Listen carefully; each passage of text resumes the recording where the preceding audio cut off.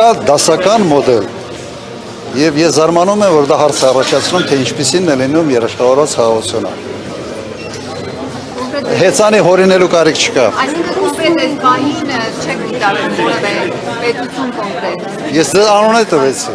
Բանակցությունների ընթացքում կարելի է գալ շատ կոնկրետ մոդելի։ Այն երկրները կարող են լինել, որոնք այս տարածաշրջանում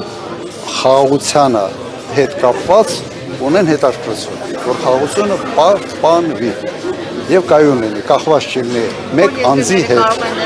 Դե արդեն երրորդ բանով ենք գնում, էլի։ Քոչարյան հարցը պատասխանը ձեզ բավարարեց, հետաքրքրեց արդյոք։ Այո, հետաքրքիր էր, կարծում եմ նաեւ որոշ հետեւություններ մենք ենք անելու։ Տրամադրությունները